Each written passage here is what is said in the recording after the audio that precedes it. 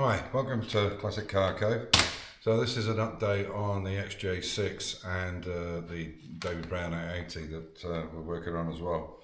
So after looking at some of the things that's been wrong with this car as we've gone through it, it's all starting to kind of mesh together exactly what's going on. Now this car originally was a 2.8 and this engine, I think it's either 72. I think it was 72 or 74 maybe. The engine was, an engine was bought from the UK. I have the documentation for it, and it was the 4.2, I guess with the gearbox and the diff, whatever. And probably what had happened is normally when you buy a second-hand engine, it probably came out of a crash XJ6 in the UK. Obviously it had very little mileage on it because the price he paid was quite high. I'm assuming this, it doesn't say it on the document, but I have the name of the company that sent it out. And normally when you buy an engine, you normally buy it without all the ancillaries on it. You take the ancillaries from the original engine. And this is why I think there's a lot of bodges on this car. For instance, like this pathetic attempt at making a fuel line. Now, all this really needs is a four-way and rubber hose on it, or hose with wire. You can get it with protection on it. Outside cable and wire, but proper hose that's good for E10 will do the job. But as I said, this has got 8 little hoses on it and 16 Jubilee clips. I mean, that is just a recipe for disaster. So obviously that's going to get binned, and I'll make a new one up for it.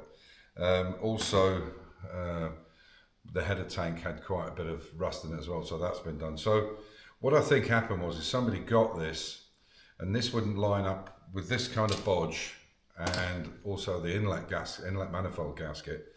I don't know whether they thought they couldn't get it in that time. I mean, the cars were fairly new, but you can see that it's been handmade, and the holes that they've made in the inner wing, where they basically sliced it with a cutter and then just bent them, thinking maybe they thought the exhaust heat would go out through there, which is nonsense. And they did the same with the bonnet, or maybe that was done when they had the 2.8 in it. I don't know, but it's all kind of coming to gelling together. Whoever had did this work were real amateurs, or real bodgers, and now consequently I'm getting the tail end of this. So I hope you enjoy the video. You can see where we're getting to with the XJ6, and we're trying to put the front loader together for the David Brown tractor. Which is actually for a 990, but it looks like we're going to be able to make it fit and make it work, because I'm not going to plough with it, I'm not going to be digging with it, so it doesn't need to be, it needs to be correct and secure and everything, and the hydraulics working properly on it, but it'll not do any kind of work that it was designed for, that's for sure. Anyway, I hope you enjoy the video. So Amir's having a go at trying to get rid of these shark fins, and as you can see, they just sliced them and then bent them round. So what it's going to do is just try and get them flattened out. We'll clean them up and then we'll stitch them up and then put some under seal on them. But we'll weld them in. I mean, it's just ridiculous. I'll show you. Show you the other side. Excuse me. You can see there a bit of a mess. So I'll stick a hammer on this side, and so you can dolly against it and make them flat. So I'll give it a go and see how it looks. So it's a little bit better than it was. What we decided to do is we're going to clean it up because of the way it's been damaged and bent. We're going to clean it up and build a plate for the inside of the wheel arch and one for the inside of the inner wing inside the car, and then we'll weld it in place. So basically trap this, because otherwise we have to weld each one up and down, and they're pretty flimsy now, so I think it's better to strengthen that up. We can initially probably use some bolts and sandwich it. Obviously we'll put rust prevention on it first and everything, clean it all up, paint it, and then we just leave some holes on the outer plate, on the inside plate on the engine bay side, and then we can puddle weld it all the way through, and that should do the job. You can see it's quite flimsy where they've cut it. I've realised now, I think this has all come from the same people, whoever did it, whoever put the new engine in it, the 4.2. Now from the paperwork I got from the guy I bought it off, this engine came from the UK in 72, I believe it was, 1972. So it was maybe it had come out of a wrecked car, I don't know. This original car was a 2.8. So I obviously bought the engine, gearbox and differential, I would imagine.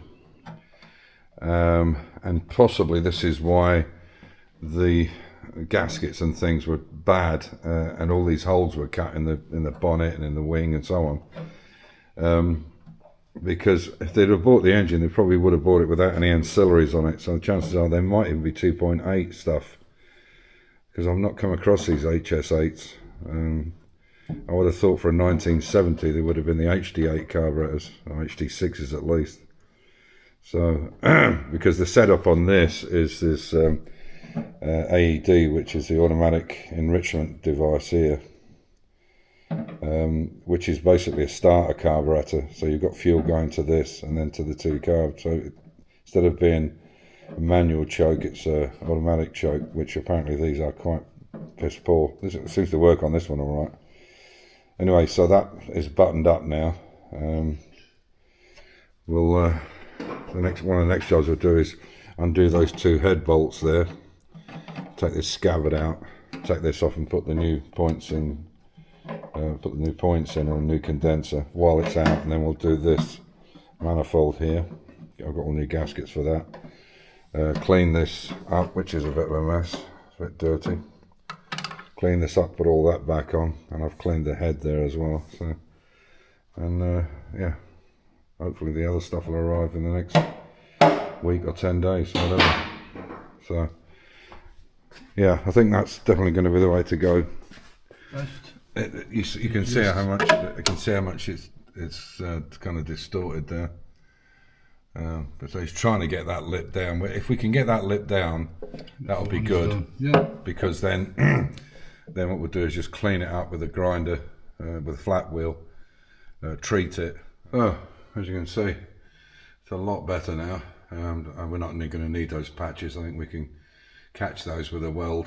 And just put a copper plate on the back to heat sink it and stop it punching through. We'll get all that welded up. And as you can see from the inside, you'll see a bit of light coming through, obviously. But nothing like as bad as it was. Yeah, and then we can just knock it down, and I'll treat this wing. We'll give it a good clean inside. I just took off the header tank. It was absolutely covered in rust, or full of rust here. So that's all cleaned out now. So, excuse me. Oh, there we go. Yeah, so that's all cleaned out. I'm going to do the same with the radiator, give it a massive flush, because there was a lot of corrosion in it. And then we'll go from there. And then start putting some of it back together. One of the things I will do is undo these two head studs here. Take this scabbard out the centre where the HT leads are going, because there's going to be a new piece that goes across here with the 6 leads in it. And while we've got this thermostat off, I'll do all that like I've mentioned before. And just give it a general tidy up and clean up, and hopefully the other stuff will arrive in the next week or two. Start to take this apart. We've got the front off there. There's the rear wings.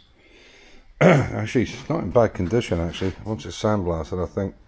What we will have to do though is cut that front piece off where it's been welded, because we're not going to be able to get in there and hammer and dolly it. And these have all been tack welded as well, which are not right. They're separate pieces. So we'll cut all those welds, get it all sandblasted, and then beat it out and make it right. And the same with those rear wings. But with the rear arches, they're actually in really quite good condition, considering.